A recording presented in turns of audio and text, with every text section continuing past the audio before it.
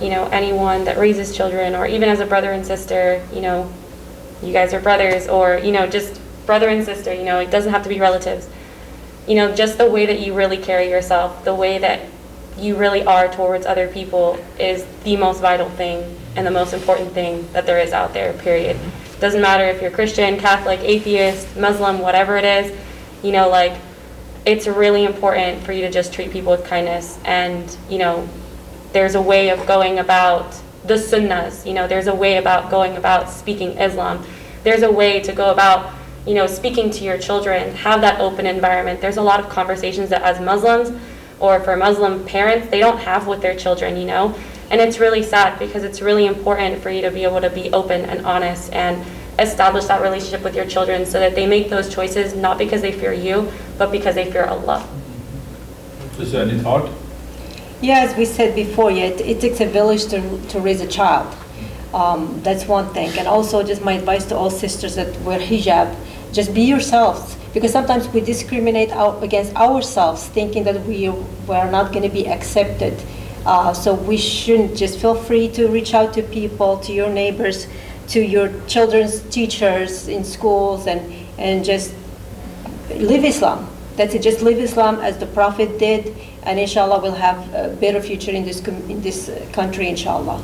And encourage also the youth to be involved in politics, in media, to serve the whole country and to serve the Muslims, become better in this country, inshallah. Inshallah. Abdullah, last thought? My last thought on it would be perhaps a message very much so for the Muslims, that don't ever be afraid of giving da'wah. Realize how much Islam gives us. If we follow the commandments of Islam, we're talking about eternal salvation here, a Jannah, paradise which is forever. So Islam, and not only that, it gives us so much peace and contentment in this life. So what have we given back to Islam?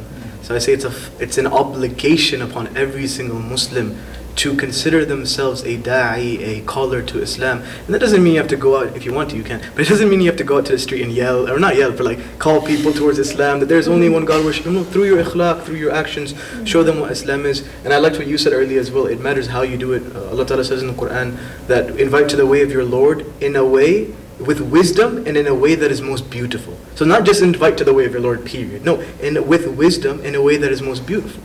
So it's upon us to use our minds when we're going about da'wah, and there's many ways to go about it. So find your niche, your da'wah niche, and it's something everyone should do. Yeah. Thank you. In conclusion, I'd like to point out to our non-Muslim viewers, you could be Catholic, you could be Protestant, you could be Jewish, you could be Buddhist, or you could be an atheist. But if you have heard and listened to this conversation, I think you should feel the urge and the need to learn about Muslims. In your neighborhood, at your school, at your workplace, at your campus, you'll find some Muslims there. If you can reach out to them, make friendships with the Muslims, you'll find them really friendly people and very welcoming people. If you can reach out to your Muslim friends, Muslim neighbors, I think this will be good for you, it will be good for them.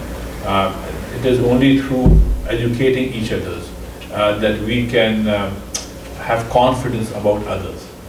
So the need is communication, the need is reaching out to people.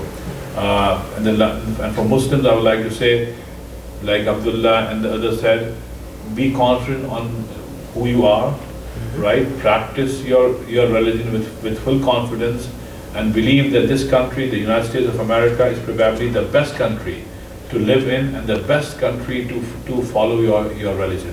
So be thankful to God that God has given you such a good country to live in, such an open society to live in, where you have complete freedom to practice on your religion.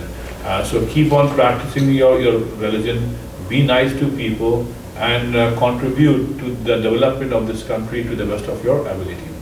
So thank you for watching. We'll be back next week again with some new guests. Thank you. Thank you for having us.